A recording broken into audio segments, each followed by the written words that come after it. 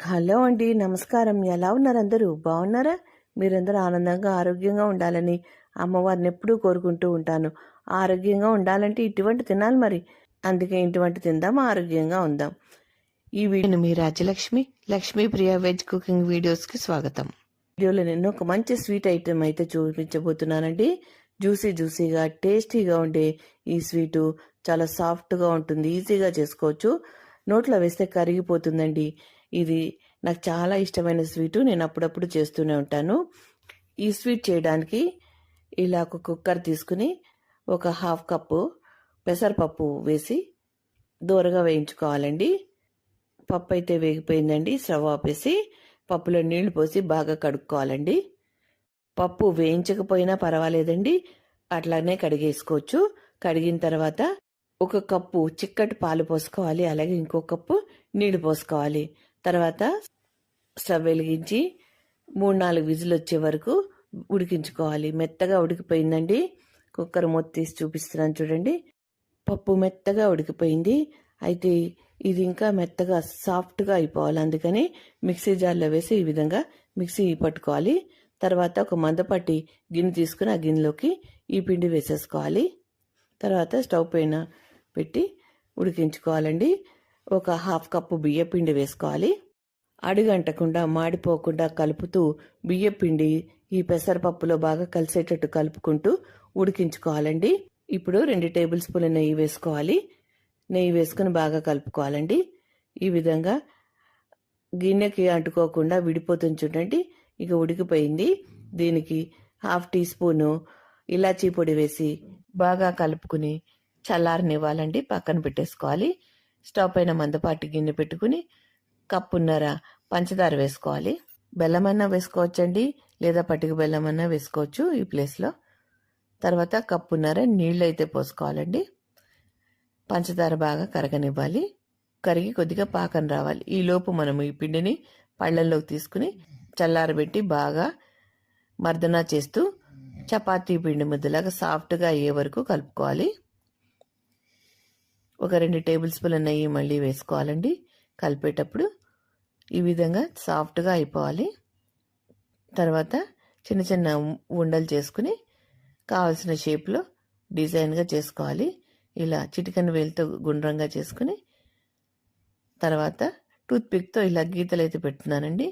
చక్కగా చక్రంలో అయితే రెడీ అయింది. మీరు మీకు కావాల్సిన ఆకారంలో, కావాల్సిన షేప్లో, కావాల్సిన డిజైన్లో తయారు చేసుకోవచ్చు. మీకు ఇంకా మంచి ఐడియాలు వస్తే ఆ విధంగా చేసుకోవచ్చు. టూత్ పిక్స్ లేని వారు ఫోర్క్తో కూడా గీతలు పెట్టుకోవచ్చండి. ఇలా అన్నీ కూడా చేసేసి పెట్టుకోవాలి. మధ్యలో ఒక చిటికెన వేలుతో గుంటలా చేశాం కదా, అందులో ఒక జీడిపప్పు పలికైతే పెట్టుకుంటున్నానండి. ఇష్టం ఉంటే పెట్టుకోవచ్చు, లేకపోతే మానేయచ్చు అట్రాక్షన్ కోసం.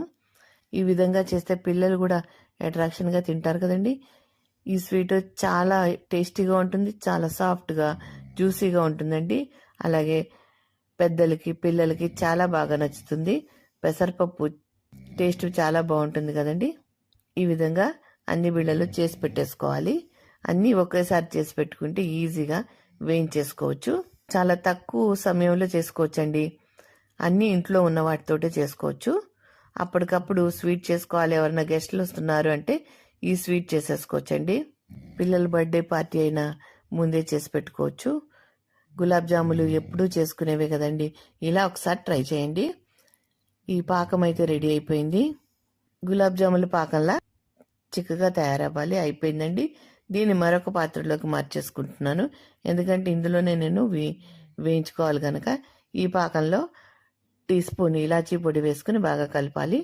ఇందులో కుంకుమ పువ్వు ఉంటే వేసుకోండి, లేదు అంటే కలర్ కోసం కాస్త పసుపు అయినా వేసుకోవచ్చు, లేదా ఫుడ్ కలర్ అయినా వేసుకోవచ్చు. మళ్ళా స్టవ్ వెలిగించి మూకుడు పెట్టుకుని మూకుట్లో ఈ బిళ్ళలన్నీ కూడా కొద్ది కొద్దిగా వేస్తూ ఎర్రగా వేయించుకోవాలి. 2 వైపులా తిప్పుకుంటూ చిన్న మంట మీద వేయించుకోవాలండి. పెద్ద మంట మీద వేస్తే పైన కలర్ వస్తుంది, లోపల పిండి ఉడకదు. ఇవన్నీ వేడివేడిగా ఉండగానే పంచదార పాకంలో వేసేసుకోవాలి. పాకం కూడా వేడిగా ఉండాలండి. చల్లారిపోతే సిమ్లో స్టవ్ పైన పెట్టుకుని వేయించుకున్నవన్నీ కూడా వేస్తూ అవన్నీ ములిగేటట్టు గరిటతో అదుముతూ చేసేసుకోవాలండి. అంతే అండి. ఇవన్నీ కూడా ఈ పంచదార పాకంలో వేసేసి అవన్నీ ములిగేటట్టు ఒకసారి కలిపి మూత పెట్టి ఉంచుకోవాలి. 10 నుంచి 15 నిమిషాల్లో నానిపోతాయండి. 15 నిమిషాల తర్వాత ఈ విధంగా సన్నగా కట్ చేసి పెట్టుకున్న బాదం పలుకులు వేసి సర్వ్ చేసుకోవడమేనండి. అంతే అండి. చాలా టేస్టీగా, జ్యూసీగా, ఈజీగా చేసుకునే ఈ టేస్ట్ మీకు ఎలా అనిపించింది? మీకు నచ్చిందా? నచ్చితే తప్పకుండా ట్రై చేయండి. ఇంకెందుకు ఆలస్యం, మీరు కూడా ట్రై చేసి మీకు ఎలా కుదిరిందో, మీకు ఈ టేస్ట్ ఎలా నచ్చిందా లేదా కామెంట్స్లో అయితే తెలియజేయండి. చూడండి ఎంత సాఫ్ట్గా, జ్యూసీగా అయితే స్వీట్ రెడీ అయిందో. నాకైతే ఈ స్వీట్ చాలా ఇష్టం అండి. అస్తమానం చేస్తూనే ఉంటాం. మా పిల్లలు కూడా చేయమని అడుగుతూ ఉండేవారు చిన్నప్పుడు. చూడండి, ఈ వీడియో మీకు నచ్చితే తప్పకుండా లైక్ చేయడం మర్చిపోవద్దు. అలాగే మీ బంధుమిత్రులకి షేర్ చేయడం మర్చిపోవద్దు. ఈ వీడియో కనుక నచ్చితే లైక్ చేసి సపోర్ట్ చేయండి. మా వీడియోని మొదటిసారి చూస్తున్నట్లయితే తప్పకుండా సబ్స్క్రైబ్ చేసుకోండి. అప్పుడే మేము చేసే వీడియోలు మీకు నోటిఫికేషన్ రూపంలో వస్తాయి. మా వీడియోని మీరు మిస్ కాకుండా చూడగలుగుతారు. ఈ వీడియో కనుక నచ్చితే లైక్ చేయండి, షేర్ చేయండి, సబ్స్క్రైబ్ చేసుకోండి. మరో మంచి వీడియోతో మళ్ళీ కలుస్తాను. నమస్కారం, ఉంటానండి. Thank you for watching.